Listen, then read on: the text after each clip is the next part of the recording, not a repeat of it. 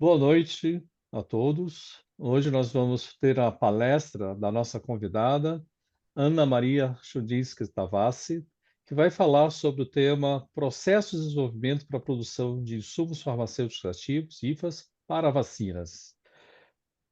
A doutora Marisa é diretora do Centro de Desenvolvimento e Inovação e do Center of Excellence in New Target Discovery, CETED, do Instituto Butantan. Com mais de 30 anos de experiência em pesquisa e desenvolvimento tecnológico, publicou cerca de 150 artigos, 25 capítulos de livros e depositou 25 patentes e orientou cerca de 100 profissionais entre pós-graduação, pós-graduandos e pós-doutorandos.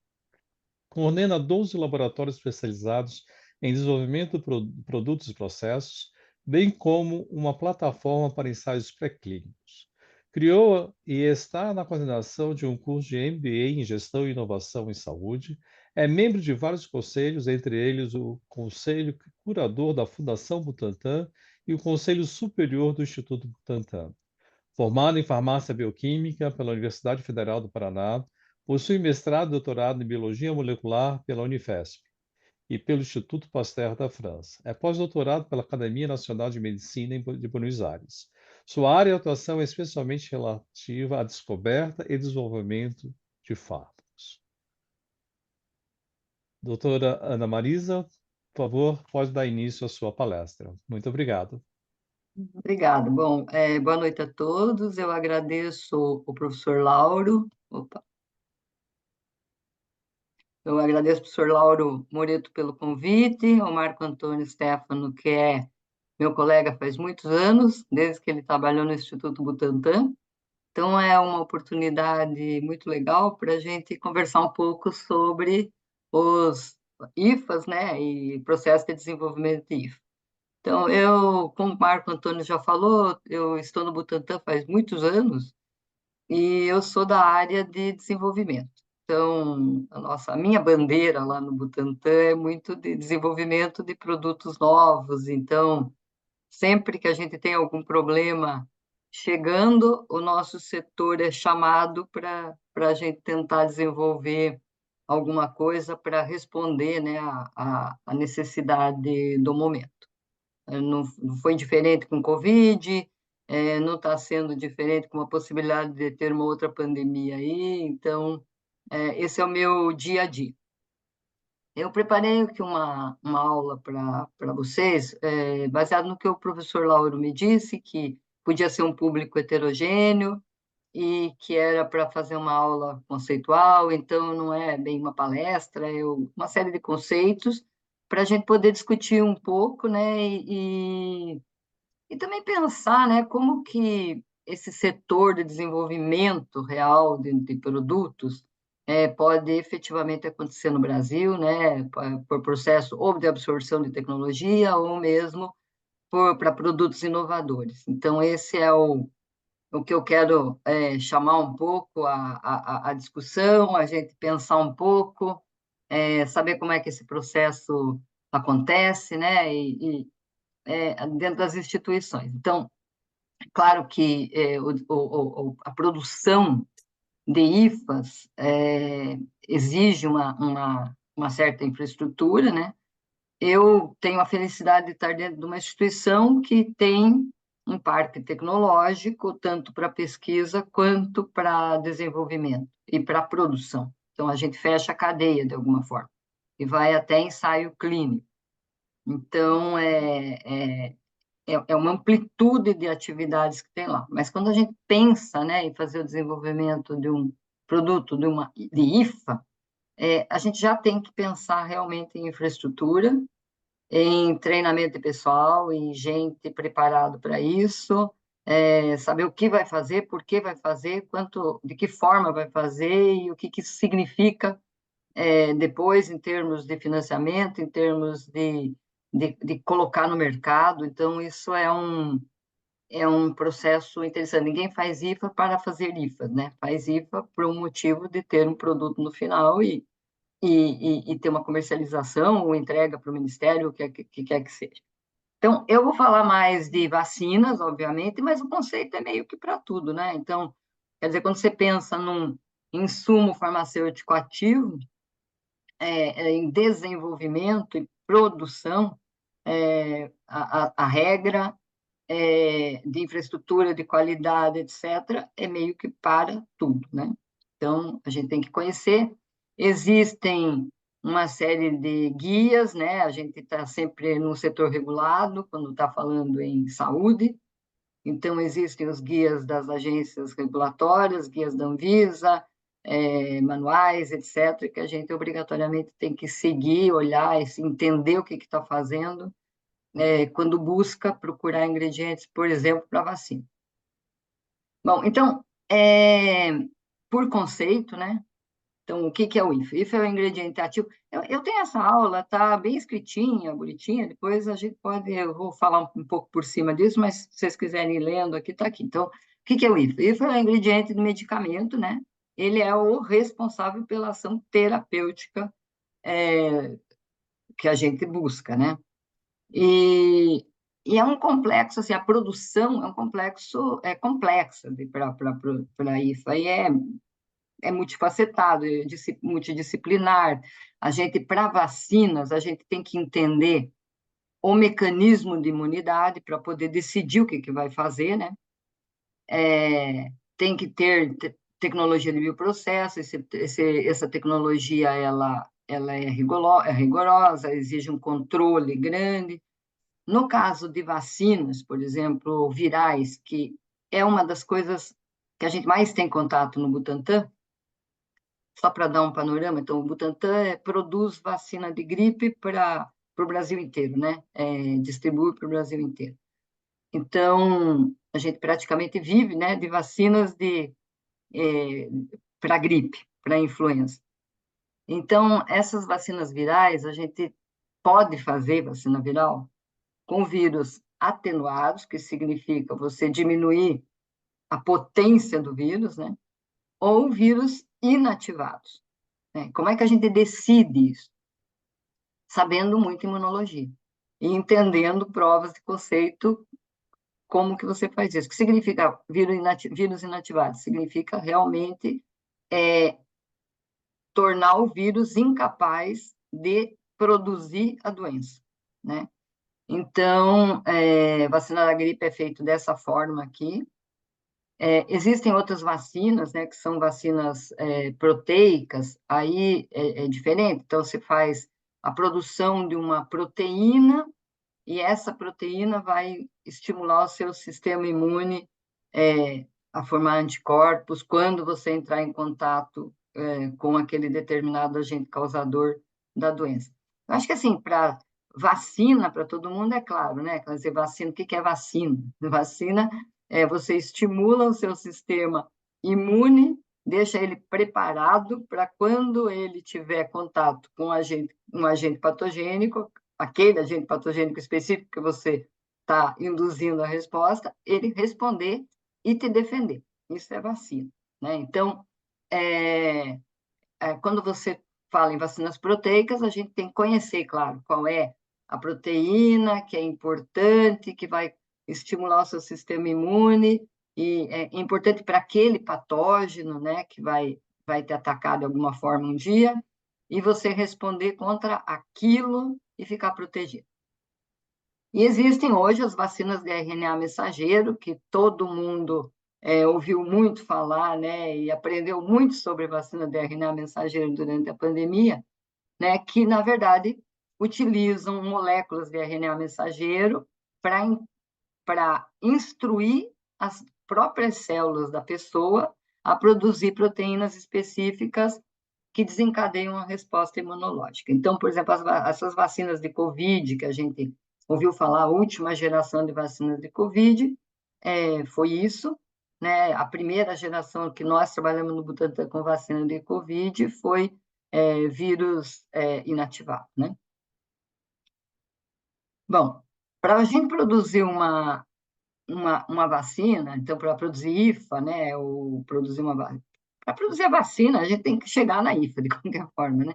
Então, obviamente, vai ter que escolher, né? Vai depender do tipo de vacina que você vai querer fazer, o tipo de vírus, qual a vacina que você quer, que células que você vai poder utilizar para desenvolver isso, se for uma linhagem celular, saber se esse processo de produção ele é bom ou não. Aí você tem uma segunda fase, que se for cultivo celular e produção, então as células elas vão ter que ser cultivadas de uma forma que você possa produzir em quantidade, então normalmente a gente precisa de uma infraestrutura, né? Que normalmente vão ser bioreatores para grandes quantidades, e a gente vai ter que estabelecer o processo de produção, vai saber o que precisa para que aquelas células produzam o vírus, né? A gente vai infectar as células com vírus, o que precisa para que aquelas células se multipliquem, né? E que o vírus se multiplique. Aí você vai ter que aprender também a fazer os processos de purificação disso, para você recuperar, quando é vírus, vai recuperar esses vírus, né? Então, normalmente são cromatografias e ultrafiltrações, então tem toda uma série de equipamentos que a gente necessita para isso, e entender de uma formulação que vai ser necessária para você chegar no final de ter um produto estável, garantir que depois ele vai dar a resposta, que você vai ter que entender em que tipo de cadeia ele vai existir, se é uma cadeia fria, se não é. Então, isso envolve um, um processo aqui. E são etapas, né? Então, basicamente, você tem um desenvolvimento de célula em célula, você vai ter que fazer todo um processo de produção inicial, depois vai ter que fazer um processo de purificação e um processo de formulação. Então, basicamente, esse é um roteiro para a gente pensar no processo de produção de vacina. E existem vacinas, então, de 3 gerações, né? Então, a vacina de primeira geração, segunda geração, terceira geração. A vacina de primeira geração, tradicionalmente, então, é essa que eu falei para vocês, vírus atenuados ou inativados que vão induzir uma resposta imune. E esse processo de produção, ele pode envolver, então, o processo de produção pode envolver o cultivo de vírus em células animais, no nosso caso, no Butantan, a gente tem uma plataforma que usa ovos embrionados, então a gente produz o vírus em ovos embrionados, tem uma fábrica lá, também produzem células, né, algum tipo de vírus. Então, vacina da influenza, para gripe, a gente produz em ovos. Vacina da dengue, por exemplo, a gente produz em células. E aí o que a gente purifica daí é o próprio vírus, né, que vai ser formulado, e essa formulação, vírus dentro de uma formulação, vai ser a vacina. Tá? As vacinas de segunda geração já são um pouco mais trabalhadas, né, tem uma certa engenharia aqui, então você vai entender, vai utilizar partículas do vírus, então, por exemplo, VLP, então é uma partícula tipo vírus, você constrói uma partícula com pedaços da cápsula do vírus, né, da camada externa do vírus, que induz a resposta imune, e produz isso em sistema de expressão. E vacina de terceira geração são essas que nós estamos chamando de vacina de RNA mensageiro, né, são terceira geração. Então, você vai ter que encapsular um RNA, você vai produzir isso, vai encapsular isso. Normalmente, o RNA ele é bastante lábil, a gente tem que garantir que ele vai ser entregue. Então, basicamente, a gente se preocupa em encapsular esse RNA de tal forma que você possa injetar depois numa pessoa e ele se mantenha lá, né? E produza a resposta que a gente deseja que assim seja. Então, são 3 tipos, né? Vacina de primeira, segunda e terceira geração. Essas coisas todas que eu estou falando para vocês tem um nome que a gente chama rotas tecnológicas, né? Então, você decide por que rota tecnológica você vai produzir o IFA que você quer produzir. Então, tem vários tipos de rotas tecnológicas. Nós, no Butantan, a rota tecnológica em ovos é a super estabelecida, é o que a gente produz um enorme número de vaios, de doses, né, que nós entregamos para o Ministério, e vacina em célula também, a cultivar vírus em células também é uma rota tecnológica que para o Butantan é uma rota comum. Essas vacinas de VLP, a gente está preparando uma estrutura, uma plataforma de VLP, a gente é capaz de fazer, tem expertise para isso, então está preparando uma infraestrutura para poder escalar esse tipo de vacina. Elas podem ser utilizadas para vários tipos de vacina. E de RNA mensageiro, hoje a grande coisa, a grande procura é fazer vacinas de RNA mensageiro. E por quê? Porque é mais fácil, né? Os vírus, eles mutam muito, né? Tem várias mutações, a gente ouviu durante a Covid, começou com aquele SARS-CoV-2, e quantas variações aconteceram, de forma que o primeiro vírus, o que começou a Covid, já no final, se você fizesse uma vacina com exatamente aquele vírus, você já não teria resposta para a Covid final, né? Que está circulando hoje, por de tantas variações.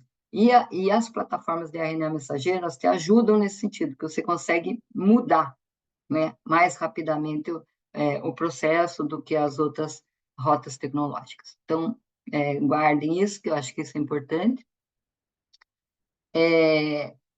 Então, essas vacinas de primeira geração, né, a maioria delas que são disponíveis hoje são baseadas nos vírus, então inativados ou atenuados, e tem um ambiente regulatório bastante bem estabelecido. Os requisitos para esse tipo de vacina são bastante claros, né, para aprovação, e os testes também são bastante claros, o que se precisa para isso, porque teoricamente é o mais simples, né? Isolar, reconhecer muito bem o vírus, multiplicar esse vírus pela rota que for e formular.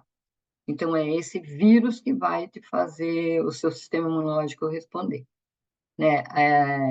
Então, existe um conhecimento muito consolidado nesses processos também de desenvolvimento, tanto interno quanto via transferência de tecnologia. Então, tem bastante gente que sabe fazer isso. São conhecidos por induzir uma imunidade robusta, né? Os atenuados, especialmente, que é aquele que você diminuiu a capacidade dele de infecção, né? Então, eles têm uma resposta normalmente muito robusta imunológica. Os inativados facilitam, né, a gente poder trabalhar, porque os ambientes, né, com um vírus inativado, teoricamente é mais simples para você poder trabalhar com eles também.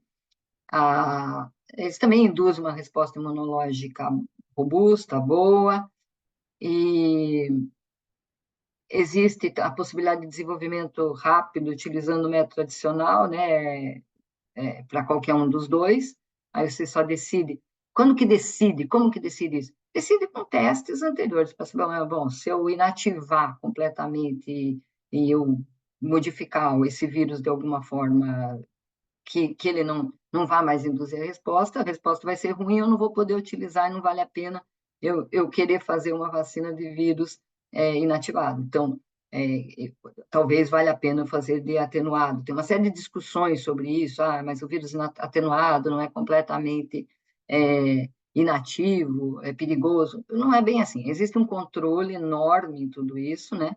Tanto que tudo isso é extremamente regulado. Então, quando aparece a vacina, com todos os órgãos regulatórios tomando conta e toda uma responsabilidade sobre isso, as vacinas são seguras, né?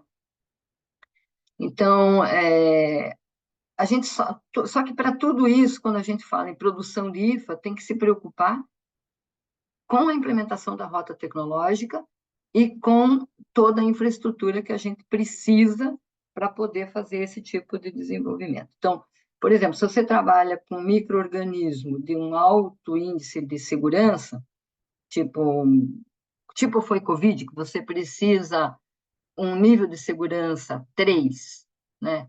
Você tem que ter um laboratório trabalhando com um NB3, não tem como fazer isso diferente, né? E quando você, às vezes, no processo de desenvolvimento, não é tão trivial você ter esse tipo de infraestrutura, né? Especialmente trabalhando com as normas regulatórias e de qualidade que se exige para você fazer um processo de desenvolvimento de uma vacina. Então, isso é um problema que o Brasil precisa se debruçar em cima, né, e decidir que quer efetivamente fazer esse tipo de desenvolvimento e disponibilizar um pouco mais de infraestrutura para a gente poder realmente chegar nos produtos que a gente quer chegar. O que mais aqui? Eu vou passar para o próximo. Então, aqui é um exemplo, né, de uma vacina de primeira geração. Então, por exemplo, quando a gente faz uma cultura de células, ou em cultura de células de mamíferos, como eu falei, que, por exemplo, é o caso da dengue, ou a gente injeta em ovos embrionados, como é o caso da vacina da influenza. A cultura das células a gente pode usar bioreator, frascos, roller, placas, enfim, a rota que a gente puder fazer. Depois a gente filtra, para a obtenção dos vírus existe um processo de filtração tangencial, depois centrifugação, aí a gente inativa esses vírus com formaldeído, incubação, ou beta-propilactona, que é um produto químico, incuba, e depois faz uma concentração e uma difiltração utilizando sistema de fluxo tangencial, ultrafiltração, precipitação, bom, e com isso a gente tem o material, o ingrediente farmacêutico ativo preparado, né, para poder trabalhar. Aqui, para você fazer a purificação, então, a gente pode usar ultrafiltração em gradiente de sacarose, cromatografias, estabilização do vírus precisa estabilizar, né? Então, a gente pode fazer por congelamento ou por algum tipo de formulação, e pode fazer a liofilização, que é sempre bom se a gente consegue fazer a liofilização. Normalmente, vírus inativado dá para fazer um processo de liofilização. Aqui está um exemplo para vocês de como se faz a vacina, por exemplo, para a raiva, né? Que a gente tem aí registrada. Então, o vírus o vírus da raiva, acho que todo mundo sabe, né? Esse é um vírus altamente letal, então a gente precisa ter vacina para a raiva, especialmente para a população que tem contato, né? Que pode ter contato com o vírus rábico sempre vocês ouvem dizer que, bom, quem é mordido por um cachorro, por exemplo, logo procura um ambiente para saber o que ele pode fazer, se proteger, né? Então, a vacina da raiva precisa existir, porque mata, né? Então, a raiva mata e a gente precisa se proteger da raiva. Então, como que se faz isso? Um dos processos para a produção da vacina da raiva pode ser também por RNA mensageiro, pode ser por várias formas. Mas um dos processos que a gente consegue fazer é relativamente fácil, né? Infectar as células vero, fazer a cultura em bioreator, primeiro crescer células vero em bioreator, infectar essas células vero, coletar os vírus, concentrar, inativar, e fazer um processo de purificação até chegar na vacina antirrábica purificada em cultura de células. Então, assim, é um processo. Parece muito simples, não é nada simples assim, porque todos esses ambientes exigem uma série de cuidados para você poder trabalhar, né? Então, você está trabalhando com vírus, você tem que saber trabalhar com vírus.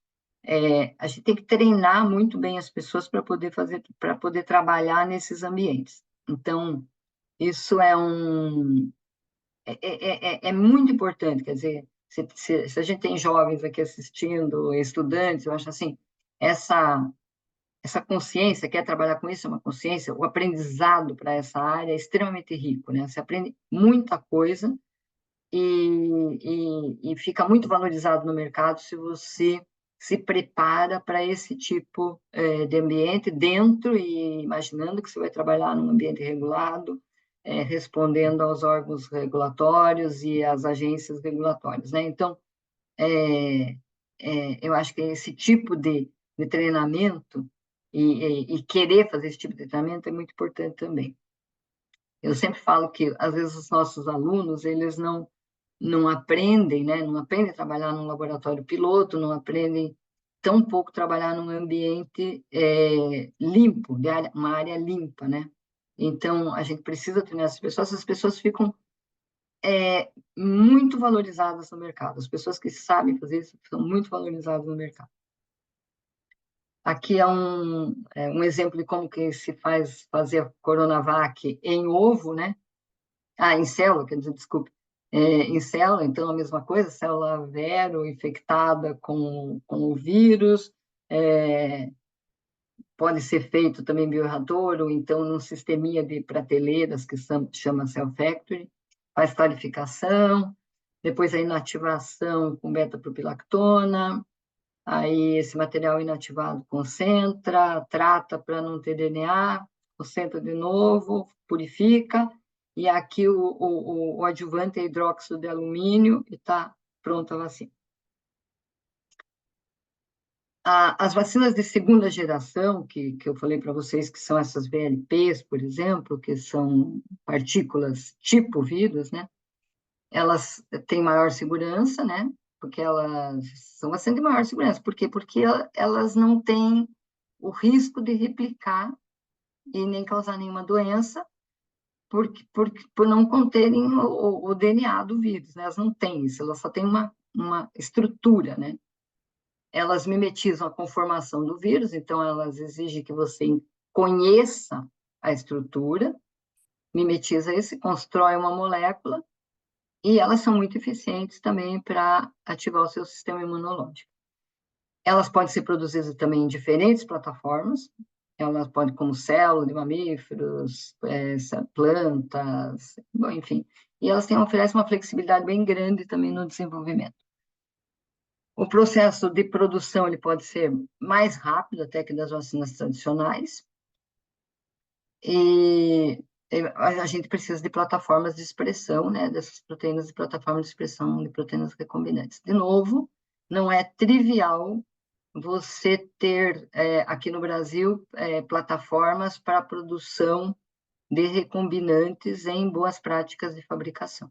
Não é trivial. Não é trivial você ter laboratórios piloto, né? Então, talvez essa falta de infraestrutura que a gente tem, no meu ponto de vista, é a grande causa da gente não fazer vários novos produtos, né? Então, você morre na praia quando você não tem o segmento para continuar, para você poder chegar num lote em boas práticas de fabricação e fazer os testes para ver que aquilo realmente está funcionando, fazer testes pré-clínicos. Você tem condição laboratorial, tanto nas universidades quanto nos institutos, você consegue fazer a pesquisa e até um determinado ponto, e o escalonamento disso, os testes de escalonamento para você chegar, inclusive num ensaio clínico, mesmo no início de fase 1, a gente tem grandes dificuldades ainda no país inteiro, né? Então, é muito raro você dizer que você tem numa universidade um laboratório piloto. Daí, os institutos, por exemplo, o Butantan tem laboratórios piloto, mas estão entulhados de coisas que o próprio Butantan tem que fazer. Então, a gente não tem essas infraestruturas para ter essa facilidade toda de fazer novos produtos. As empresas farmacêuticas, obviamente, se elas são dedicadas a vacinas, elas têm, não tem outra forma. Elas têm que ter essas infraestruturas para poder produzir. Se ela estiver desenvolvendo, ela tem que fazer o lote piloto, ela tem que entrar em ensaio clínico, e depois ela escalona para grandes volumes na fábrica. Ninguém escalona direto para grandes volumes sem saber que aquilo está funcionando, que tem uma formulação boa, que vai se manter, que tem uma estabilidade. Ninguém escalona sem ter esses testes. Então, por isso, os laboratórios pilotos são extremamente importantes. Aqui, ainda falando das VLPs, elas têm características imunogênicas intrínsecas delas próprias, né? Que então elas podem estimular uma resposta imune robusta. Tem algumas desvantagens, né? Que vai requerer uma tecnologia avançada, né? Para que essa montagem da parte estrutural do vírus esteja numa conformação correta, né? É escalável, o custo inicial de desenvolvimento pode ser mais alto do que as outras duas que eu falei antes, que é do vírus inativado e do vírus atenuado. e exige plataformas para desenvolvimento em células, e implantas nessas plataformas são mais sofisticadas e mais raras do que o que a gente está falando aqui, do que a gente pode fazer. Então, para vírus de alta taxa de mutação, como HIV, por exemplo, e o da influenza, as VLPs podem ser menos eficazes, né?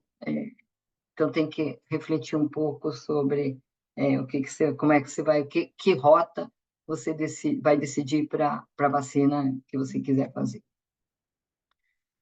Então, aqui é só para continuando o que é um exemplo, né? Essas VLPs podem ser utilizadas em vários segmentos econômicos, né? Além da vacina, mas para a vacina elas induzem uma resposta tanto celular quanto tumoral, que são respostas muito importantes, que você tem que sair imunologia, né? Quando você está fazendo vacina.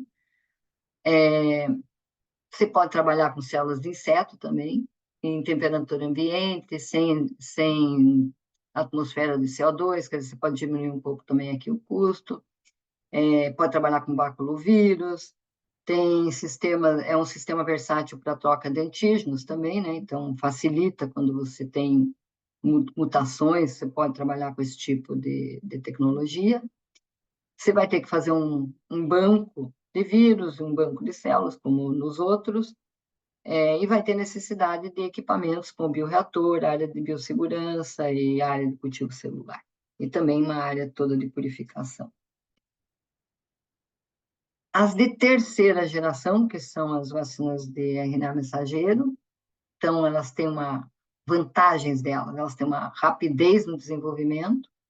Essa rapidez é essencial, né, para respostas, quando a gente precisa de resposta rápida, tipo pandemia, né? Então, quando você está num processo pandêmico e ainda com o vírus mudando, você tem que escolher uma rota que vai te possibilitar fazer mudanças rápidas, né? E essas vacinas de terceira geração, elas te permitem isso. Trabalhar com RNA mensageiro te permite isso. Tem uma segurança elevada, né? Porque o RNA mensageiro ele não entra no núcleo da célula, portanto, não vai interagir com o seu DNA, né? Então, não tem risco de modificação genética. Elas têm demonstrado alta eficácia em diferentes populações. A plataforma de RNA mensageiro permite rápida adaptação, então, para novas variantes, como eu falei antes. A produção de vacinas de RNA mensageiro pode ser escalonada rapidamente também, e usando técnicas de síntese química. O RNA mensageiro ele pode ser modificado para melhorar a estabilidade, né, reduzir a imunogenicidade. Então, você pode trabalhar nessas vacinas de uma forma bastante mais rápida. Mas tem algumas desvantagens, claro, que armazenamento e distribuição são complexos, porque quando você está pensando nisso, hoje ainda a gente tem uma necessidade de manter essas vacinas em temperaturas muito baixas, né? Elas podem ter, também se tem uma necessidade de encapsular isso de um jeito que seja entregue. Então, hoje a gente trabalha com lipídios, né? E na época já da própria Covid, para essas vacinas de RNA mensageiro, todas essas formulações lipídicas, elas já têm patentes de todos os lados. Então, quando você decide isso, você tem que saber o que vai acontecer no futuro, né? Se você precisar de fosfolipídios para fazer o teu IFA e a tua vacina, já de alguma coisa que esteja patenteada, obviamente você vai ter que trabalhar dentro desses contratos com quem é o dono da patente, pagar royalties, etc. Então, você tem que saber em que mundo você está trabalhando quando você toma a decisão de ir para um lado ou para outro lado por rotas tecnológicas que você quiser seguir. Elas também induzem essas de terceira geração, como a gente já sabe, né? Ouviu falar o tempo todo sobre a vacina da Covid. Então, ela induz resposta celular e humoral, sistema livre de células eucarióticas, porque você injeta direto o RNA, né, na pessoa, o RNA mensageiro. É um sistema versátil e rápido, para você poder trocar esses antígenos. A encapsulação, como eu falei, é um desafio. essa plataforma. Existe a necessidade de bioreatores para o crescimento de bacteriano e transcrição in vitro e necessidade de áreas de biossegurança para ensaios imunológicos e de qualidade do material. Bom, a infraestrutura, como eu falei para vocês, a gente precisa muito de infraestrutura para qualquer rota que decide seguir, né? As instalações são laboratórios, basicamente a gente tem que ter laboratórios de cultura celular, salas de produção estéreis, áreas de armazenamento, embalagem, sistema de ventilação, tratamento de ar. Você pode fazer o desenvolvimento num sistema de bancada, o desenvolvimento não, a descoberta ou até a prova de conceito, você pode ir num sistema mais laboratorial simples. Quando você está desejando fazer o produto, tudo passa a ser de uma forma mais regulada e obedecendo a esses critérios aí. Então, precisa também ter equipamentos, né? Não adianta querer fazer produção sem ter bioreatores, centrífugas, cromatógrafos, microscópio, espectrofotômetro, freezer, sistema de filtração. E pensar muito que a gente precisa de gente qualificada. É extremamente importante formação de gente que saiba o que está fazendo, que entenda de todos esses processos, né? E que possa fazer desde o começo, fazer monitoramento, etc. O critério para escolher uma plataforma, né, de IFA, você pode seguir qualquer coisa como isso aqui, então, eficiência do processo, né, a capacidade de gerar IFA de alta qualidade com baixo custo e tempo de produção mínima, isso é um fator crítico. O custo da produção, a rota de escolha deve equilibrar, né, a segurança com viabilidade econômica, ter certeza que você vai incluir a matéria-prima, mão de obra, equipamento, validação e controle, né? A estabilidade, a escalabilidade da produção. Então, qualquer rota que você decidir produzir o seu IFA, ele deve ser adaptável para atender necessidade de produção em larga escala. Não adianta nada a gente produzir alguma coisa parecendo que é sensacional, mas depois a gente não consegue escalar.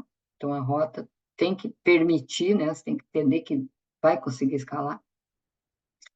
E a produção de IFA deve estar, assim, de acordo com a regulamentação, a produção de IFA tem que estar dentro das normas regulatórias locais, né, incluindo, normalmente, boas práticas de fabricação e seguir as diretrizes da agência regulatória, que aqui no nosso caso é a Anvisa.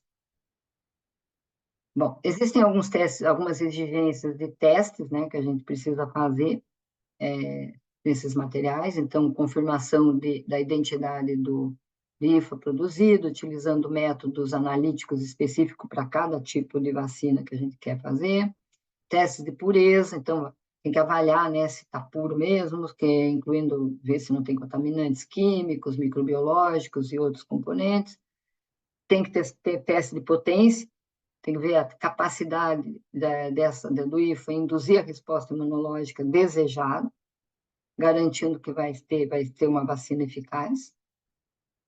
E testes de estabilidade, né? Porque tem que manter ao longo de um determinado tempo o material ativo e intacto, né?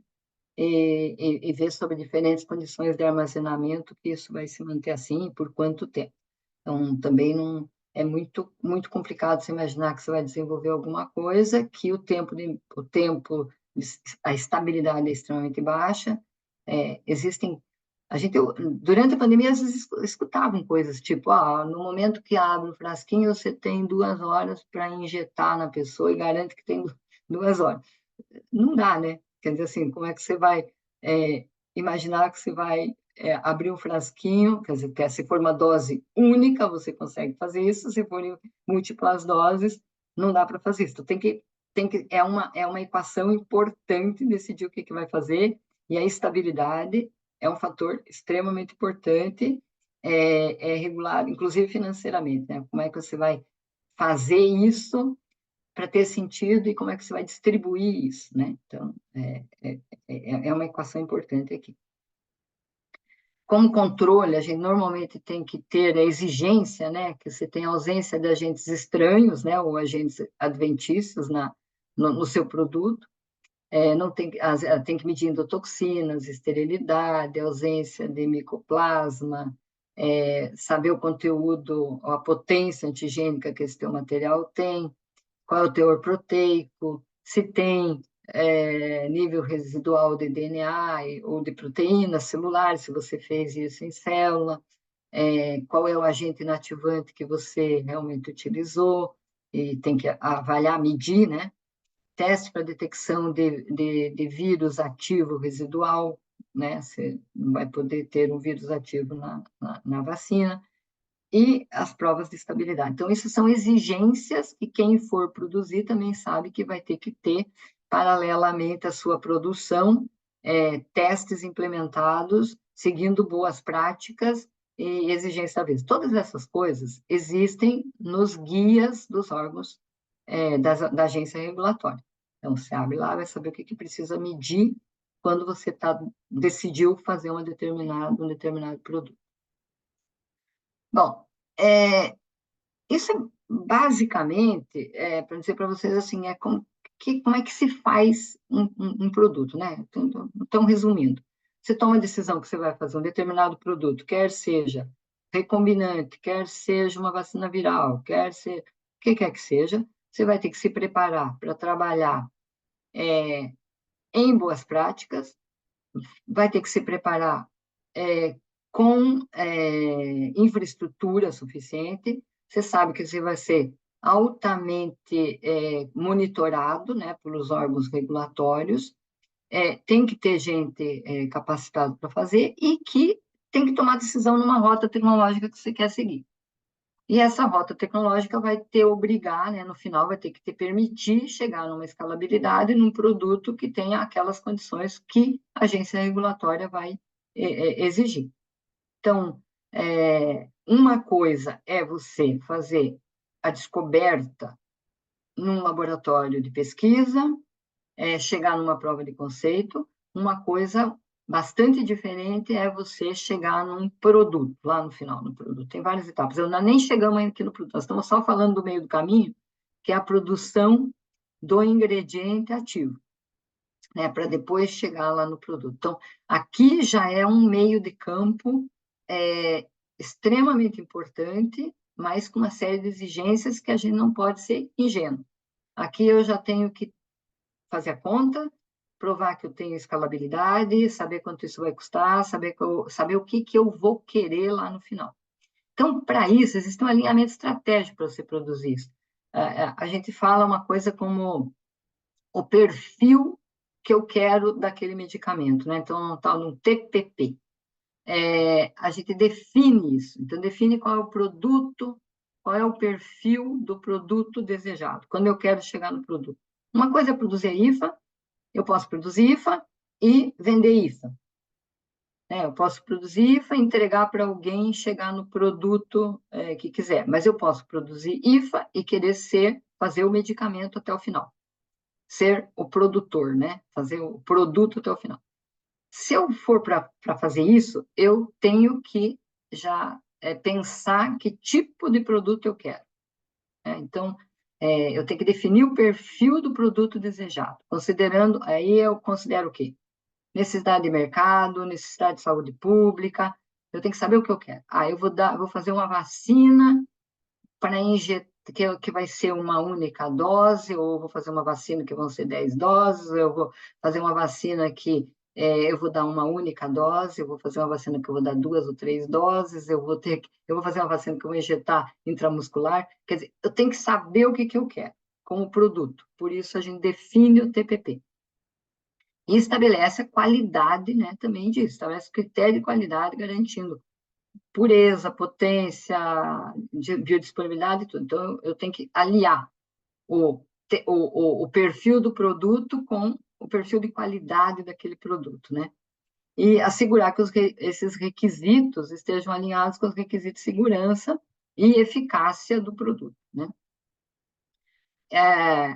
Aí, o desenvolvimento do produto, eu tenho que implementar o processo, né, de produção e de qualidade do produto e realizar, então, os testes de qualidade durante todo o ciclo de vida do produto, garantindo conformidade com os padrões estabelecidos. Então, isso é essa discussão é muito importante a gente saber que tem que fazer isso, né? Então, eu estou desenvolvendo, por exemplo, no Butantan, a gente está fazendo uma vacina para a Zika, hoje, de vírus inativado. Bom, o que eu tenho que saber? Eu já estou desenhando que tipo de produto eu quero, como que vai ser esse produto.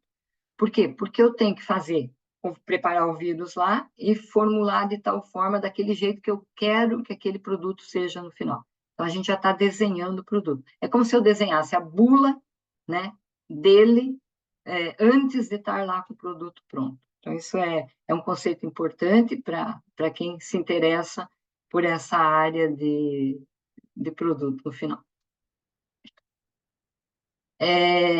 Aqui existem, então, alguns desafios, né? Então, complexidade para isso, existe uma complexidade de produção, então, a produção de vacinas exige instalações especializadas, como a gente falou o tempo todo aqui, os processos são rigorosos, controle de qualidade é exigido o tempo todo, né, para garantir segurança e eficácia do produto.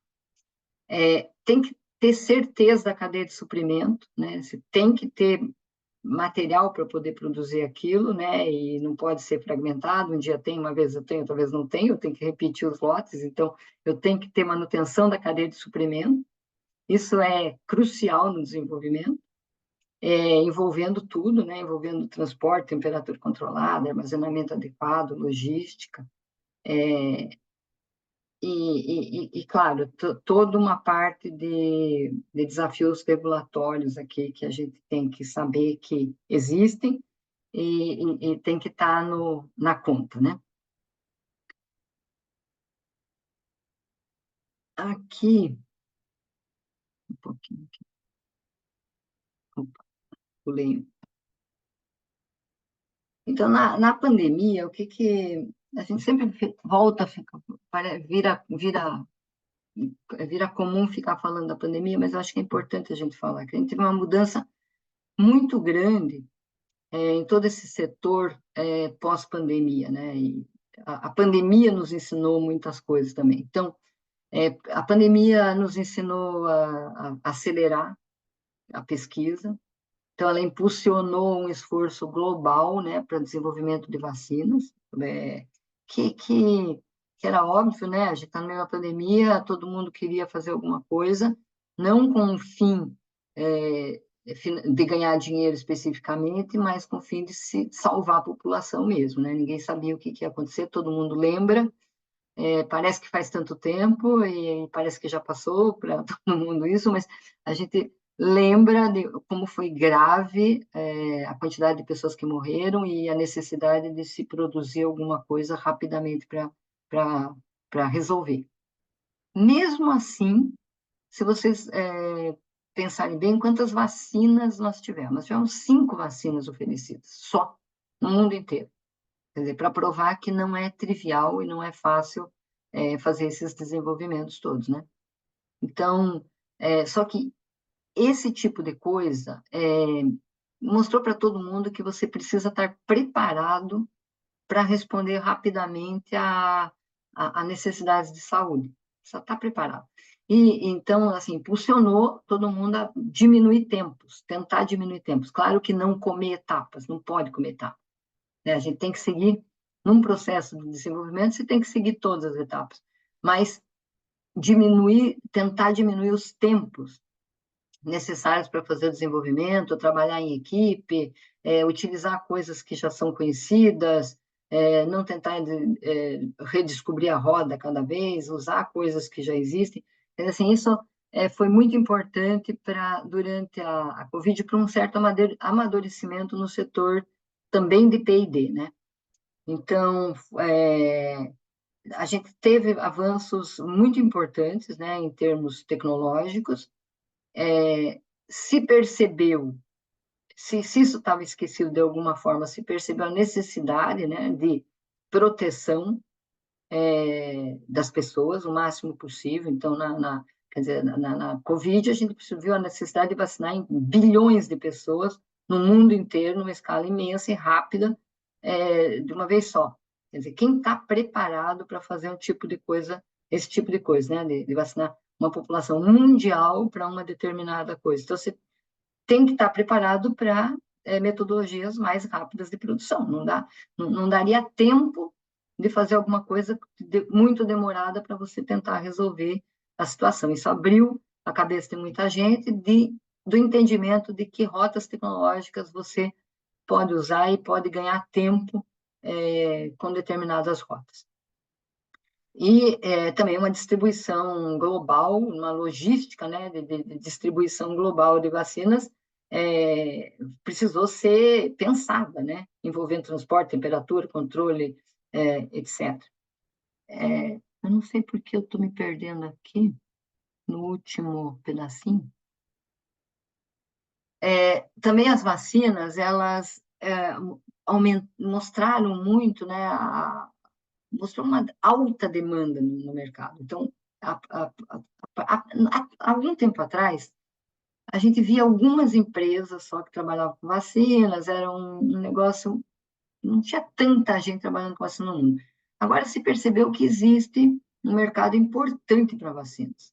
Então, muita gente está querendo trabalhar com vacinas. Quando você olha lições, né, que, por exemplo, a China, Índia se prepararam, como se prepararam e hoje vendem tecnologia para a gente, ou vendem para o mundo inteiro, elas perceberam, aprendeu uma lição lá que era muito importante você estar com protocolos preparados para a produção de vacinas, não necessariamente para produzir dentro das fábricas lá na China ou na Índia, mas para vender o processo, licenciar o processo para quem quer que queira, né? Então, isso claramente mostra para a gente que existe uma demanda alta de mercado para vacinas. E isso, todo dia, a gente tem visto agora um aumento, porque as pessoas, apesar de ter negacionismo e etc., as pessoas percebem que é muito importante se proteger o máximo possível. Então, existe um mercado grande aí. Novas tecnologias aparecem, a gente pode criar também novas tecnologias. A tecnologia do RNA mensageiro e de plataforma de vetores virais estão impulsionando, deve ser isso que vai movimentar nos próximos anos. O surgimento de doenças infecciosas, né, tipo Covid apareceu, então aumenta por impulsionar a área de P&D, para ter soluções novas e rápidas, e existe toda uma expansão para novos mercados, então as empresas farmacêuticas estão expandindo seus negócios também para novos mercados, e isso, inclusive, em países em desenvolvimento. Então, eu acho que isso é super interessante, a gente entender que a gente está num país em desenvolvimento, com uma população enorme, e que a gente pode e tem condição de ter plataformas tecnológicas aqui, desenvolver nossos próprios produtos e não ter tanta dependência, como aconteceu, por exemplo, na Covid, mas também ser player, né? A gente pode ter plataformas tecnológicas aqui para também oferecer para os outros, também poder fazer transferência de tecnologia, nós não precisamos pensar no limitar dentro das 4 paredes brasileiras, né? A gente pode pensar em ter produtos de qualidade a nível exportação, licenciamento de tecnologia também. E as vacinas acabam sendo uma diversificação de portfólio também para o setor farmacêutico, né? E claro que tudo isso pode ser muito bem temperado, né, com as colaborações e relações entre empresas farmacêuticas, instituições de pesquisa, quer queiram institutos, universidades, etc., e mesmo com organizações internacionais para acelerar o desenvolvimento. Hoje, ninguém tem nada contra você, não precisa você fazer tudo sozinho, nem deve querer fazer tudo sozinho, porque as coisas demoram querendo fazer tudo sozinho. Mas utilizar o conhecimento, as possibilidades, a possibilidade de contratos e fazer a coisa acontecer de uma forma mais rápida. Isso aprendemos né? Eu acho que é um outro mundo hoje. A gente gosta de trabalhar em equipes, né? Então, como uma recomendação para aprimoramento, então é otimizar os processos, né? Então, a produção de IFA ela pode ser otimizada com monitoramento contínuo, ajuste de parâmetros críticos, garantir maior eficiência, menor custo, consistência no processo, colaboração real, né?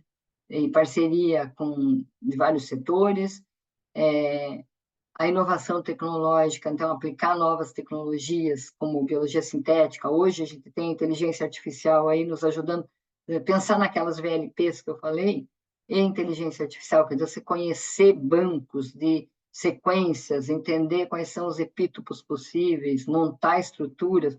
A gente está com a inteligência artificial aí como ferramenta para nos ajudar, ela pode revolucionar realmente esse processo, tornando o processo mais eficiente, né? E existe um cronograma temporal de mercado aí para desenvolvimento de tecnologias. Eu acho que a gente tem que pensar em tudo isso. Lá no Butantan,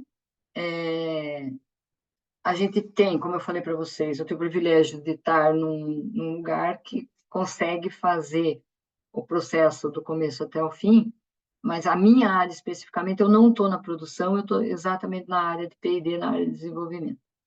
E o que é isso? Como é que a gente trabalha lá?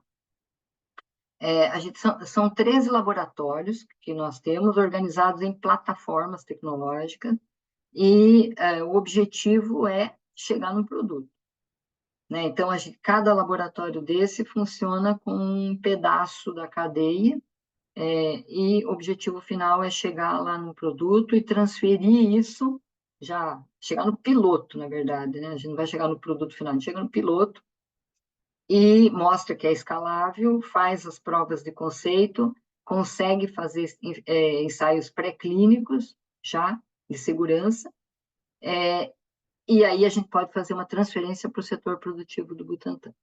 Então, isso a gente consegue fazer. E é muito legal fazer isso, né? A gente consegue ver que a gente tem o poder, tem a potência de realmente fazer produtos novos aqui, com tecnologia nossa, mas também a gente consegue absorver tecnologia de outros e fazer o pedaço que está faltando, né? Então, basicamente, nós trabalhamos com antígenos, com anticorpos, vacinas virais e bacterianas, proteínas recombinantes, anticorpos monoclonais e até novas moléculas que têm potencial terapêutico, né? E tudo isso, os laboratórios têm implementado boas práticas de laboratório, que também não é trivial isso. O que significa, né, essas boas práticas? Significa se trabalhar com todos os seus equipamentos qualificados, certificados, você monitora tudo. Quando você chega num processo que você já sabe que vai dar certo, você constrói o protocolo operacional padrão, e a partir disso você não muda, né? Você vai seguindo aquilo para você ter repetibilidade naquilo que você faz. Então, é todo um movimento para você efetivamente chegar lá no produto. Por quê?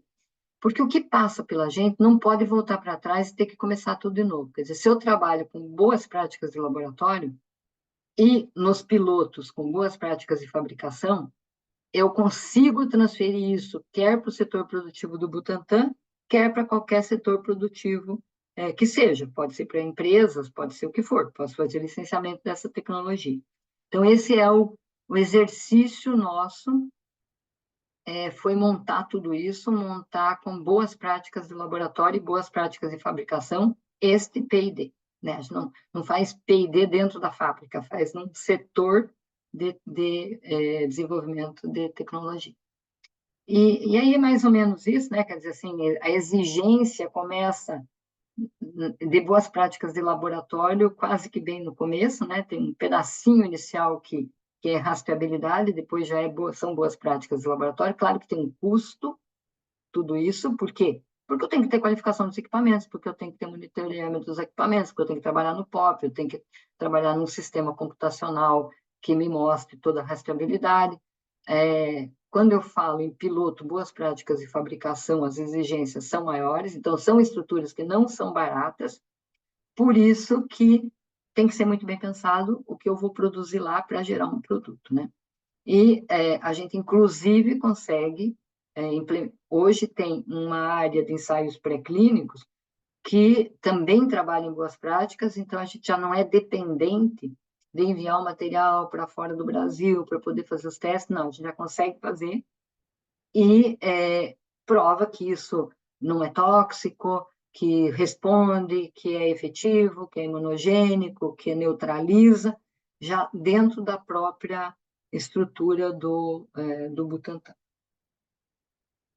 Bom, como eu falei, dentro desse setor, a gente é muito preocupado em formação de mão de obra, né, altamente treinada, porque eu não consigo contratar a pessoa facilmente, uma pessoa treinada para esse tipo de ambiente. Eu tenho que treinar, não consigo. Não sai da universidade pronto assim, né? A gente ainda não está nesse nível. Então, eu tenho que treinar. Eu sou muito preocupada em a gente ter mais do que uma rota tecnológica para poder tomar a decisão implementada, e tem hoje. Nós temos os laboratórios piloto, né? Então, isso, para mim, é fundamental. Se não tiver, como eu disse, a gente morre na praia. E consegue fazer protocolos de escalabilidade e é monitorado no sistema de qualidade. A gente trabalha junto com o setor de qualidade do Butantan. Então, garante que aquilo que gerar, que mostrar numa prova, uma prova de conceito que funciona, seguramente eu vou poder fazer uma transferência. Claro que é toda uma discussão sobre isso, né? Quando você fala em fazer IFA, fazer um novo produto, você tem que entender que investimento você vai ter para isso, né? Saber que você está trabalhando, às vezes, quando é desenvolvimento, e não estou já pegando alguma coisa pronta só para reproduzir aqui, que não é só reproduzir, não quero falar isso de uma forma simplória. Às vezes, reproduzir é muito difícil, né? Exige muito, mas quando você está trabalhando com um produto novo, você está numa área de risco muito importante. Então, o investimento, você tem que ter garantia do investimento para risco. Né, e o entendimento que o risco aí é um investimento, né, também, porque se der certo, deu certo. Então, é um ambiente que obrigatoriamente é necessário, quem quer fazer isso tem que ter essa cultura, né, de inovação, que é risco, e não pode nunca esquecer que tudo que a gente está fazendo, a gente tem um tempo para entregar no mercado, porque se a coisa é importante, é necessária, você não vai estar sozinho nunca, você não tem anos e anos para desenvolver alguma coisa, tem que ser rápido, responder rápido, né? Tem um tempo para o mercado mesmo, né? Então, essa é uma forma de trabalhar, que a gente tem de trabalhar dentro desse setor de desenvolvimento do Butantan. Não sei como é que está a minha hora. Acho que eu já estou terminando minha hora, né? Isso aqui é só para dizer para vocês, a gente tem um site lá, são as plataformas, e dentro dessas plataformas, inclusive, a gente tem centros de pesquisa, que por exemplo, esse centro, CENTID, que foi falado logo no início, que o Marco Antônio falou logo no início, então é o início de como se trabalha nas grandes empresas multinacionais, que é definição de um alvo molecular para uma determinada doença, e em função desse conhecimento e validação daquele alvo molecular, você desenvolve um produto. O CERD é um outro centro de pesquisa que trabalha basicamente com monoclonais, né, desenvolvimento de monoclonais, quer por transferência de tecnologia, quer desenvolvimento próprio. E aqui está faltando que são plataformas de inovação tecnológica, que chama PITS, que é um projeto mais novo também que a gente tem, que está muito implementado e baseado nos ensaios pré-clínicos que a gente implementou no Instituto. Então, eu estou disponível para conversar com vocês. Isso aqui é só um panorama geral. E dizer para vocês que a gente está lá aberto para qualquer colaboração, discussão, enfim, é isso. Obrigada, gente. Obrigado, Ana Marisa. É bom, sempre bom ouvir o Butantan, né? E trabalhei com você 20 anos lá, e saber essa evolução para mim me deixa muito feliz, muito contente. Nós temos 10 perguntas aqui no Question and Answers, E eu vou começar a fazer as perguntas para você. São 10 perguntas, né? Algumas simples e as outras um pouquinho mais aprofundadas, né? Então, a primeira pergunta da Márcia é como os vírus são atenuados? Como eles são atenuados? Então, eles são atenuados por modificações, né? É, às vezes você faz por várias passagens de cultura, né? E vai diminuindo a capacidade efectiva deles, né? E algumas outras modificações que você pode fazer no potencial infectante desse vírus. Normalmente por muitas passagens, né? A Márcia também pergunta como você consegue saber quanto de vírus está presente em cada dose de vacina? Quanto que eu consigo saber? Normalmente a gente faz por potencial de neutralização, esses vírus, né? Então você sabe qual é a carga viral que está trabalhando e vê o potencial de neutralização deles. Tá. Agora, uma pessoa não se identificou, mas ele falou obrigado pela sua ótima aula. Poderia falar sobre estabilidade de vacina? Aqui está escrito não localizadas, mas eu acredito que houve uma correção. É vacinas não liofilizadas. E o que você acha de adjuvantes não tão usados como o esqualeno? Desculpe, eu meio que falhou. Ele falou, poderia falar sobre estabilidade de vacinas não liofilizadas? E o que Sim. você acha de adjuvantes não tão usados como o esqualeno? Então, vamos começar de trás para frente, então. Eu acho assim, o esqualeno, não é, a gente já está utilizando esqualeno, né? Então, tem várias empresas que estão utilizando esqualeno. E eu particularmente, vi resultados muito bons com esqualeno, já, né? Então, eu acho que é um caminho, a composição com esqualeno é um caminho muito interessante como adjuvante. Essa área de adjuvante é uma área também muito importante, né? Porque eu não falei na conversa aqui, mas, obviamente, quanto menos antígeno você puder usar para induzir uma resposta imune muito boa, é, é um processo que você vai poder escolher, né? E nós temos visto, assim, no próprio Butantan. Então, a gente tem visto resultados muito bons com quantidade pequena de antígeno, utilizando esqualeno. Então, essa é a resposta para esqualeno, né? A gente está mudando um pouco do hidróxido de alumínio e também as reações locais e etc., é, interessantes, né? Menos reações importantes utilizando esqualeno, como reações locais, né? Então, a gente está gostando de esqualeno.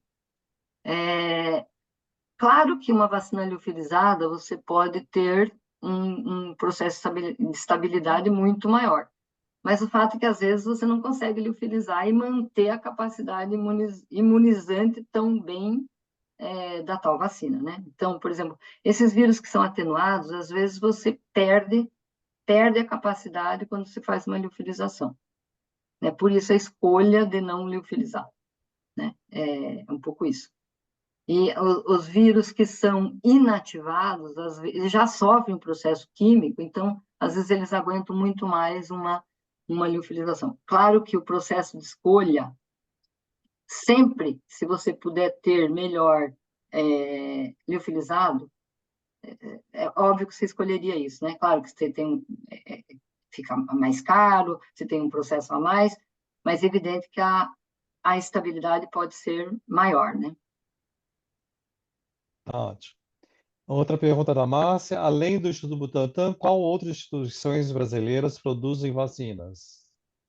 Bom, você tem a Fiocruz, Biomanguinhos, que é outro instituto público, como o Butantan, primo irmão, né, do Butantan, tem quase mais ou menos a mesma idade. São as duas instituições que fazem do começo até o fim. Produção. A gente tem Tequipar também, a gente tem, né, no Paraná, a gente tem em Minas Gerais. Agora existe um instituto, como que chama? Ele é o Instituto para Vacina, que está em Minas, né? está CT ligado ao Vacinas, é o CT CT Vacinas. Vacina. Ele está se formando, né? Ele está construindo toda essa infraestrutura. Agora, o Butantan e a Fiocruz Biomanguinhos são as instituições mais antigas, né? Que estão preparadas, que têm infraestrutura, que têm. Agora, não é porque elas sempre fizeram, há muitos anos fazem, que elas estão com todas as rotas implementadas. Então, é um constante é uma constante criação de novas coisas, né? De estar no estado da arte, é uma constante. E isso é como isso é também mercado, né? E você vê, quando a gente chegou na Covid, o que aconteceu? As pessoas chegou em um determinado momento que só queriam tomar vacina de RNA mensageiro, né? Essa era a discussão. Então, você tem que estar preparado, naquilo que eu falei das rotas tecnológicas, você estar no estado da arte, né? Então, essas instituições também batalham nisso, né? De criação de novas rotas tecnológicas, implementação de novas rotas tecnológicas. Então, isso que não é trivial para todo mundo, né? Não adianta você... Quer dizer, não é que não adianta. É mais interessante você poder ter mais do que uma rota tecnológica implementada para você dar conta, inclusive das exigências do mundo globalizado, né? Hoje é como para qualquer outro medicamento, é a mesma coisa isso, né? Cada vez que você tem um medicamento de uma geração mais alta, com maior tecnologia, as pessoas imediatamente sabem que isso existe, né? E as pessoas passam a exigir e querer este tipo de tratamento, de medicamento. É a mesma coisa para a vacina, né? As pessoas discutem, por exemplo, hoje eu vou discutir se eu tiver entre uma vacina de RNA mensageiro e um vírus que é atenuado, e a pessoa entender o que significa um vírus atenuado, ela vai optar por uma vacina de RNA mensageiro. Dificilmente ela não vai optar por uma vacina de RNA mensageiro, justamente pela tecnologia. Então, mesmo essas instituições, né, que trabalham ligados totalmente aos órgãos regulatórios, a tudo, com segurança de tudo, tem que se adaptar o tempo todo às exigências do estado da arte, né? Então, é isso. E não é Ótimo. trivial, e não é barato, e não, né, é um negócio que exige um Uhum. investimento importante, né? Tá ótimo. Mais uma pergunta da Aline. Qual é o nível de biossegurança exigido para a produção de vacinas de RNA mensageiro, de acordo com as normas brasileiras? De acordo com as normas brasileiras.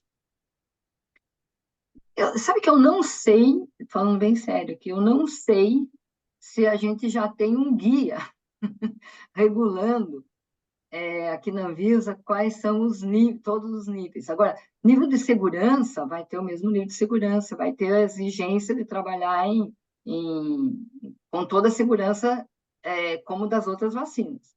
Você não vai poder trabalhar. O que muda é o tamanho das áreas, né? Normalmente, você produzir vacina de RNA mensageiro, a tua fábrica é muitíssimo menor. Então, os teus equipamentos eles vão ser muito menores, as quantidades vão ser muito menores. Então, o nível de segurança aqui é muito mais fácil de você administrar.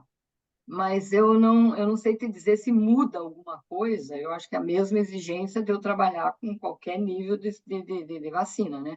Então, por exemplo, hoje, quando você trabalha com NB3, trabalha com uma vacina de exigência 3, é uma questão de infraestrutura NB3. Mas o resto é tudo igual. Você vai trabalhar em área limpa, você vai trabalhar com HVAC, você vai trabalhar com POP, você vai trabalhar... Eu não sei se... Talvez o professor Lauro consegue me ajudar se está claro isso nas normas, quais são os níveis de segurança da RNA mensageira. Nós estamos implementando uma plataforma aí. Tá bom, Ana. O Celso pergunta, boa noite, doutora Ana Marisa. Pode nos informar as razões de uma vacina de RNA mensageiro da Pfizer ser conservada a menos 70 graus, enquanto a Moderna é a menos 20? Eu não sei te explicar exatamente a tecnologia, talvez seja o encapsulamento, né? O que acontece com o RNA mensageiro, o que muda no RNA mensageiro. muda a forma que você está encapsulando ele, os lipídios que você está utilizando para encapsular, para manter a estrutura dele, né? Então, a Moderna tem uma tecnologia e o da Pfizer é outra tecnologia. Durante e isso que eu falei anteriormente, todo esse encapsulamento hoje, ele está, todo o processo tá, tudo tem patente. Então, assim, você não consegue nem fazer os testes para dizer assim, vou fazer o teste. Não, isso não vai.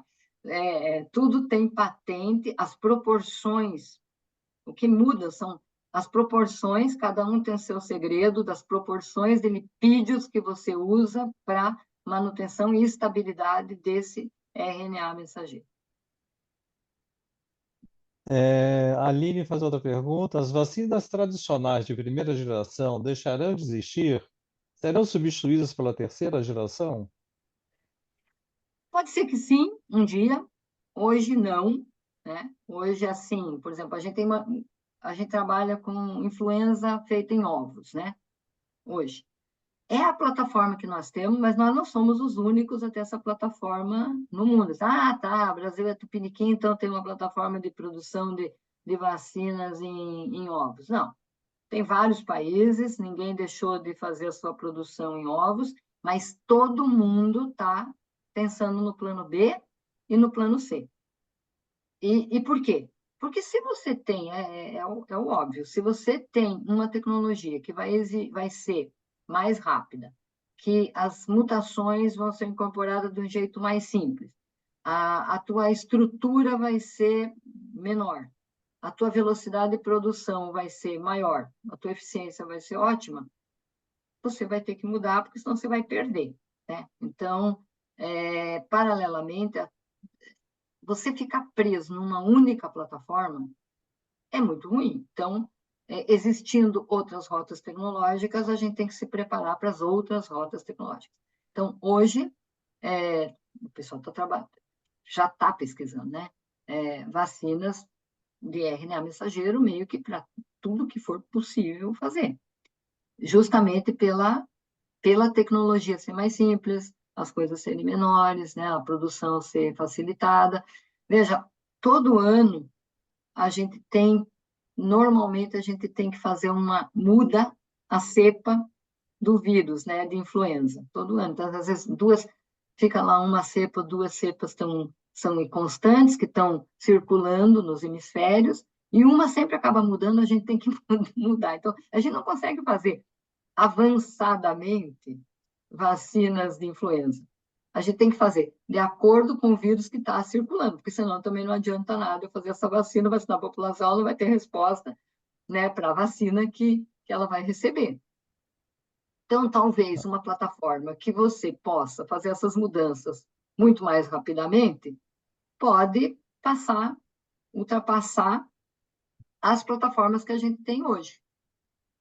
E desde que seja um mercado, todo mundo se debruça, inclusive as grandes empresas se debruçam a encontrar tecnologias melhores, né? Isso é fato.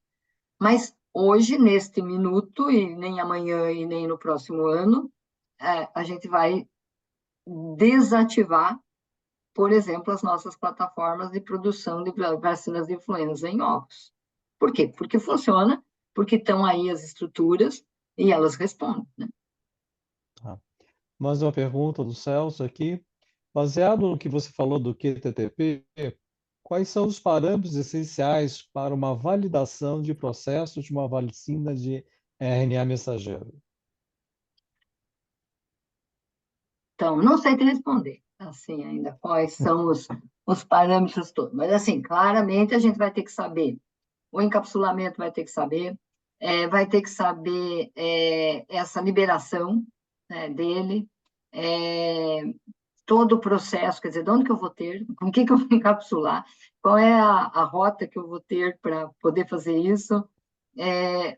Hoje, por exemplo, a gente ainda não tem tranquilidade de saber que tipo de onde eu vou ter os lipídios para eu poder encapsular. Então, a gente está fazendo teste com outras coisas, inclusive. Então, a qualidade é tudo isso, quer dizer, de quem eu vou comprar, como é que eu vou produzir, como é que eu vou encapsular, quanto tempo vai levar para a liberação, se essa liberação é específica. Então, tem todo um sistema de qualidade que vai ter que atuar aí, fazer os testes, preparar todos os testes para a liberação dessas vacinas, né? Claro que existe a da Moderna que está aí, claro que existe a da Pfizer que está aí, mas se você quiser produzir isso, você vai construir o seu, né? O seu sistema. Então, de acordo com o que você fizer o encapsulamento, vai ser o seu teste, né? Então, é isso. Tá bom. O Leandro faz outra pergunta. Doutora Ana Marisa, parabéns pela sua palestra, foi uma aula excelente e muito bem focada. Existem alguns trabalhos falando muito sobre contaminação de DNA nas vacinas de RNA mensageiro. É possível eventos adversos dessa dita contaminação? Qual a sua visão sobre essa questão? Mas tem que garantir que você não tem, né? Tem que garantir que você não tem contaminação. Isso faz parte do controle de qualidade do processo. Então, você vai ter que fazer os tratamentos para você, com certeza, evitar que você tenha contaminação de DNA. Ninguém vai liberar com contaminação, né? Tá. A outra pergunta aqui também a pessoa não se identificou, mas o Instituto Butantan oferece cursos, estágios, mestrado, doutorado ou pós-doutorado?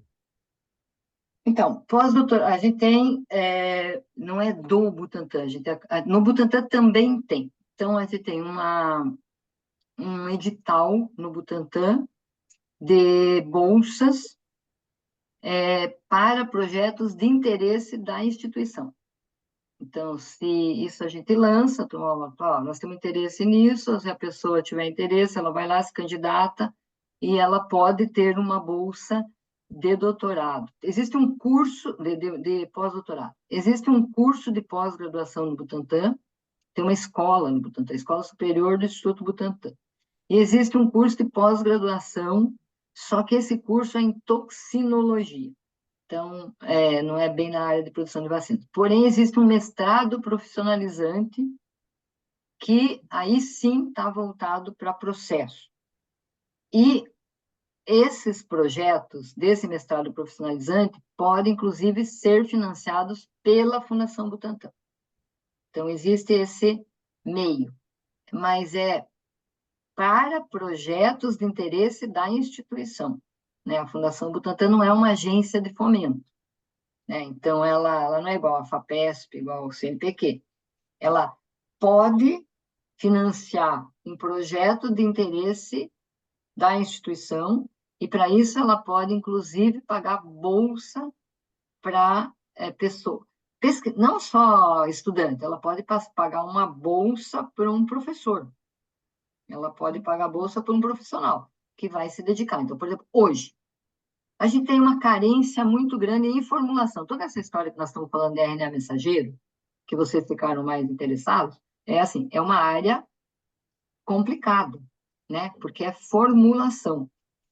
Então, a formulação aí nós estamos falando de todo esse capsulamento, não é trivial isso. E nós não temos uma área forte ainda de formulação no Butantan. A gente quer formar uma área de formulação forte. Vocês vão ver que nós vamos soltar edital, nós vamos precisar de gente, formando equipe para a formulação em vários setores no Butantan. É um gap que a gente tem, né? Se quer produzir, você tem que saber fazer formulação. E para isso, a gente vai poder, inclusive, formar equipe, pagar a bolsa, trazer gente, tá? Independente de onde seja essa gente, né? Brasileiro, não é brasileiro, tanto faz. A gente vai precisar estabelecer isso. Fora isso, existem, então, esse mestrado profissionalizante que as pessoas vêm e elas são encaixadas em assuntos de interesse institucional. Então, por exemplo, vamos trabalhar com encapsulamento de RNA mensageiro utilizando, sei lá, exossom. É um projeto. Agora, o Butantan tem uma característica, né? Como ele tem que fazer o produto, ele segue muito as coisas que já estão aí, tem o desenvolvimento, mas se for possível eu trabalhar com coisas que já são avaliadas pelos órgãos regulatórios e já tem um determinado aval dos órgãos regulatórios, é claro que a gente ganha tempo, né? Então, existe toda uma área de pesquisa para ver no que dá, mas a gente também tem que trabalhar com um contraponto que é o tempo para o mercado, né? Então, tá, como é que o que que eu faço? Ah, existem os lipídios que estão aí? Existem. Eu não sei direito a formulação? Não. Então, eu tenho que fazer os testes, mas os lipídios já estão aí, né? Eles já estão aí, eles já são testados, eles funcionam. Então, como que eu faço esse jogo entre aquilo que é absolutamente novo com aquilo que já é possível? Então, esqualeno. Ah, tá bom, esqualeno. Existem formulações de esqualeno que já são usadas. Então, eu posso fazer modificações, mas eu vou atrás um pouco daquilo que já é conhecido também, né? Eu tenho que mais ou menos garantir que as coisas vão funcionar num tempo razoável. Tá Eu ótimo, Marisa. respondi? Respondeu, Ana. Lógico. Nós vamos dar um pouquinho mais tarde, temos 6 perguntas ainda, né? E nós temos o prazo também. Então, Então, quatro aqui minutos. qual o melhor tipo de treinamento necessário para que uma pessoa capacitada para trabalhar nesse meio de pesquisa? Olha, como é uma coisa muito específica, eu acho que se as universidades tivessem os pilotos, etc., seria um estágio na universidade. Caso não sendo isso possível, eu acho que são estágios mesmo. Estágios. A pessoa tem que poder ter chance de entrar no ambiente, tem que poder vestir a roupa, né, Marco Antônio? Tem gente que Uhum, não sabe nem vestir a roupa, exato. tem que E saber mesmo vestir da a roupa. universidade, a gente não tira para. É muito É difícil não fizer isso, associação com o Butantan, com o Fiocruz. A gente não não tira de aprende, né? cabeça, não aprende. Então, eu acho que isso, se puder fazer estágio, é o melhor treinamento que você pode ter. Ricardo, faz outra pergunta. Como é possível escolher o melhor adjuvante e tampões para uma formulação? Por exemplo, se eu quero um pH 7,2, como eu poderia buscar o tampão mais adequado? Como que eu escolho o melhor adjuvante? Eu vou responder isso, Não, né? a melhor formulação com o tampão. Escolha o adjuvante em relação ao pH que ele deseja, ou a formulação que ele deseja. A melhor formulação vai ser aquela que vai te dar a melhor resposta num processo, vai ser o mais estável, é, que vai dar a melhor resposta, no caso aqui, é imunogênica, essa vai ser a sua melhor formulação. E claro que se você puder fazer com o menor número possível de ingredientes, essa vai ser a sua melhor formulação, né? Então, acho que é basicamente isso, porque o seu produto vai ter que estar bem naquele meio, né? E aí você, é uma série de testes. Hoje, eu acho que o assunto formulação é muito copiado ainda, né? As pessoas meio que se baseiam em coisas que já existem. Só que é uma área fantástica que precisa ser desenvolvida, inclusive na universidade, eu acho, Verdade. né? Esse Uhum, processo de formulação. exato. Ana faz outra pergunta. Há alguma linha de pesquisa no momento trabalhando com adjuvante QS21, que é o derivado da saponina, né? No Butantan, não. Tá. É, A gente trabalha com saponina, colocando saponina junto com outras coisas, né? E tem uma, mas assim, eu própria fiz um projeto com isso, mas para veterinária, não, não, não trabalhei para humano.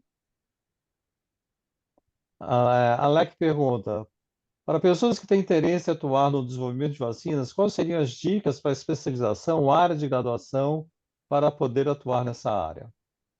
Bom, a área de graduação, a nossa, né, de farmácia bioquímica, eu acho que é uma excelente área de graduação. Engenharia química, eu acho que é uma excelente área de graduação. Engenharia de processo é uma excelente área, biotecnologia são excelentes áreas, né? É, a outra coisa, como eu disse, estágio, eu acho que é o que ajuda muito, né? E se puder estar fazendo estágio em lugares que efetivamente trabalham com isso, né? Que fazem Isso, vacina, que fazem IFAs, né? exato. O João Carlos dá parabéns, uma ótima aula, não faz pergunta, só agradece e parabeniza. Verônica faz a seguinte pergunta: obrigado pela aula, gostaria de saber quais as espécies vocês utilizam para fazer o teste de desafio com a vacina antirrábica? Então, isso aí está até mudando um pouco, né? O pessoal está trabalhando, fazendo muito vendo a resposta imunogênica, etc. O teste para vacina antirrábica, ele é meio cruel, né? Você sabe que você injeta o vírus intratecal, né, nos camundongos, então é, é um processo que a gente está querendo mudar também, né? Todo esse assunto de fazer os testes em animal tem uma série de discussões hoje, né, para qual é a melhor espécie, qual que responde melhor, etc. Tem coisas que estão sacramentadas até o momento, né, nos guias, e é isso. Então, por exemplo, a gente, quando foi trabalhar com Covid, tinha que usar, por exemplo, ferret. A gente não tinha, né, nem produz isso.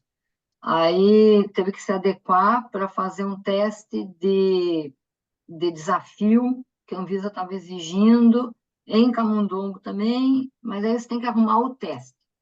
Então, é uma discussão sobre... Existem os testes, né? O pessoal faz o teste de neutralização, obrigatoriamente, você tem que ver o teste de neutralização do vírus, porque, como ele é letal, você tem que saber que está neutralizando, mas hoje ainda é isso, é bastante cruel.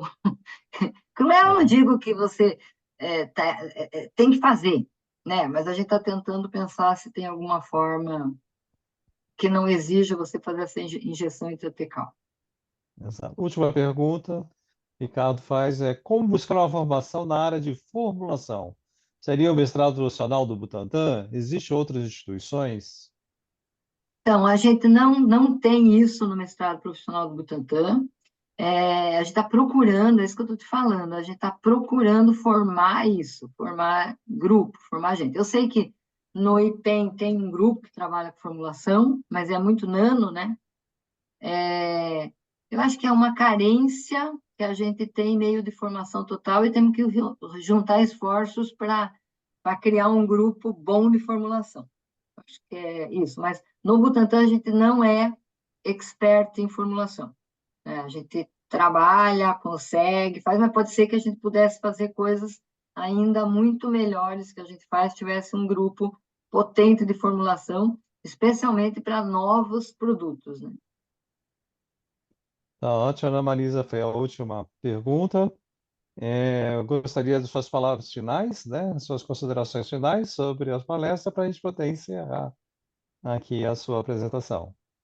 Então tá, assim, o que eu fiz foi dar um panorama geral para vocês, mostrar que, embora a gente faça, tem muita coisa para ser feita, né? E eu acho que a gente tem coragem, tem que ter coragem, né, no Brasil e de saber que nós somos capazes de desenvolver tecnologia, somos, eu garanto que nós somos capazes de fazer novos produtos. IFA, eu acho que a gente tem total condição de fazer, mas a gente tem que fazer uma união para uma política de Estado, de organização, de infraestrutura, para permitir que muito mais coisas possam ser desenvolvidas no Brasil, absorver projetos das indústrias, né? Todo esse pedaço, que é um pedaço de muito risco, talvez a gente tivesse que ter parques direcionados, gente treinada para isso, poder absorver esses processos para poder desenvolver isso com mais tranquilidade. Por exemplo, se a gente vê o que foi feito na China, né? Aprendeu a lição, fez, acontece. Nós temos toda a condição do mundo, a gente tem gente boa, a gente tem toda a condição do mundo para fazer isso também.